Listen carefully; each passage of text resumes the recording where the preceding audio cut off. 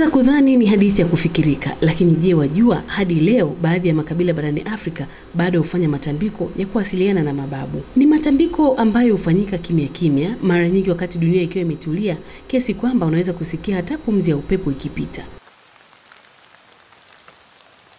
Wazee hukusanyika wakiwa wametulia, wakitaja majina ya wale waliotangulia mbele ya haki kwa sauti ya kutafakari. Wanasema majina hayo yakitolewa kuna uzito fulani unaoshuka, kitu ambacho hakionekani, lakini kinahisiwa kwenye ngozi kama baridi iliyopita ghafla. Katika baadhi ya jamii inasemekana ukivunja taratibu za tambiko kuna nguvu ya ajabu inayoshtuka. Si nguvu ya kutisha kwa macho, bali hisia ya kukosa usingizi, ndoto nzito au misukosuko wa jamii ambayo wenyeji huita onyo la mababu. Wengi wanaamini matambiko yamewasaidia kwa njia moja au nyingine. Yanaleta umoja. Wakati tambiko linafanyika hakuna chuki, hakuna ubishi. Wale wanaokaa pamoja wanajiona kama damu moja, na mara nyingi migogoro hutulia hata kabla tambiko halijamalizika. Watafiti wanaeleza kuwa nguvu ya matambiko ipo katika imani ya pamoja, lakini wenyeji wanaamini kuna zaidi ya imani. Kuna uwepo unaowatembelea wanapowaita waliotangulia. Baadhi ya makabila tambiko si tukio tu la kushuhudia, ni mlango unaofunguliwa kwa muda mfupi kuunganisha wale walio hai na wafu, na historia ambayo bado inapumua ndani ya mababu.